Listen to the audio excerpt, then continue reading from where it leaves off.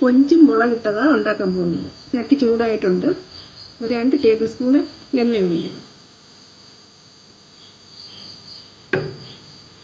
എണ്ണ ചൂടായിട്ടുണ്ട്. കടുകിടാം.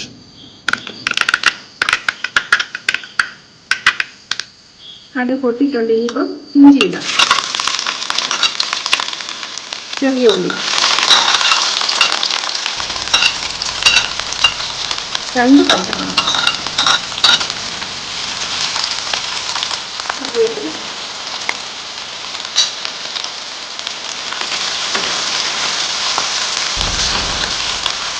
ഇത് നന്നായിട്ട് ചുമക്കണം. ഉള്ളിയൊക്കെ നന്നായിട്ട് ചുമന്നിട്ടുണ്ട്. ഇനി നമുക്ക് ഇതിലേക്ക് 1.5 ടേബിൾ സ്പൂൺ മുളക് പൊടി ഇടാം. 1 ടേബിൾ സ്പൂൺ മല്ലിപ്പൊടി, 1 സ്പൂൺ മഞ്ഞൾ. ഒന്ന് മഞ്ഞൾ വന്നിട്ട് 1.5 ഗ്ലാസ് വെള്ളം.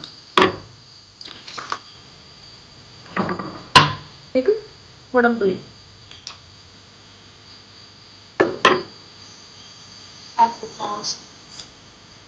നന്നായിട്ട് വെട്ടിത്തിളക്കിയിട്ട്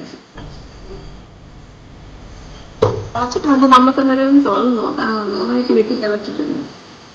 ഇത് ഏകദേശം ഒരു 400 ഗ്രാമോളം കൊഞ്ചുണ്ട്. ചെറിയ കൊഞ്ചാണ്. നേരത്തെ എടുക്കുന്നതിന് ഇതൊക്കെ ഉണ്ട്. അത് കഴിക്കാൻ ടേസ്റ്റ് ആയിരിക്കും. ഈ കൊഞ്ച് നമുക്ക് രീതിയിലേക്ക് ഇടാം.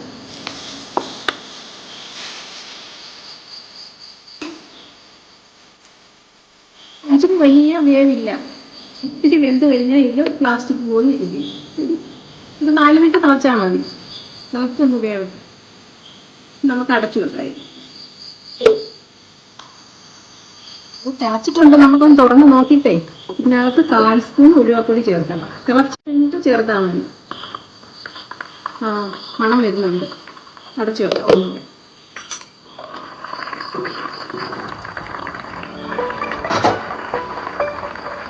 ഇനി നമുക്ക് അല്പം വെളിച്ചെണ്ണ കൂടെ ഒഴിച്ച് വെക്കാം.